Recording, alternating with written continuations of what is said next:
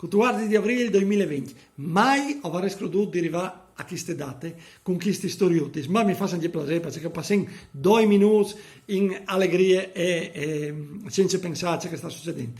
Un'altra roba bellissima che è succeduta in questo periodo è che un po' di tempo fa avevo pubblicizzato queste campagne per fare una raccolta di bens per poter donare alle aziende sanitarie di Udine e comprare jets per terapie intensive. Beh, la roba sta andando in avanti alla grandissima. Ho sempre arrivato a tirare d'ogni oltre 42.000 euro. Oltre 42.000 euro. Un jet mi dicono che costa sui 15.000 euro, quindi sto quasi per arrivare a comprare 3 jets. La roba mi fa tanto piacere, tutte le informazioni le trovate sul Nestre o disnestre perché le calde compagnie Teatri di Paese di Madonna di Buie, sul Nestre profilo Facebook Teatri di Paese, o vai dentro e trovate tutte le informazioni, oltre a chi filmati, a tutte le varie iniziative che vengono fatte.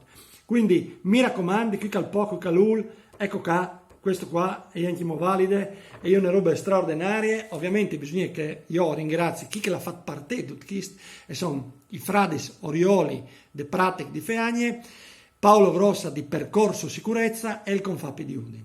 Pronto con la storiute? Via. La famiglia di Robul, sorenon che dava in tal paese, era normale. Uomo, femmine e 2 figli. Vivevano in pace e in carità. I figli, ormai grandi, avevano fatto la loro famiglia. I 2 genitori, Menie e Juan, tutti benon, non mangiave nulla.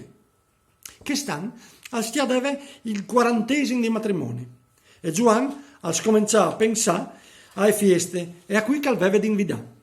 Prendi là dal buon signor Pemesse e lì non lo accordi score, che l'ordina le robe in grande, messe alle sundis con la cantoria, altar fornito di roses, poi un ghiringhel per duccia alla viarte, per i familiari, parenti e amici, duccia coloriti di Montalban, per il gran gustato di Vinicio e Piero. Pontà dut sunt una chiarte per non smente a noi, e al mettere il cuore in pace, spietando la fatidica giornata.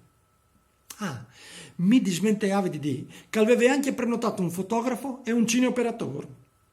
Tutto ben, ma la femmina era un po' con la muse dure, quasi sustade.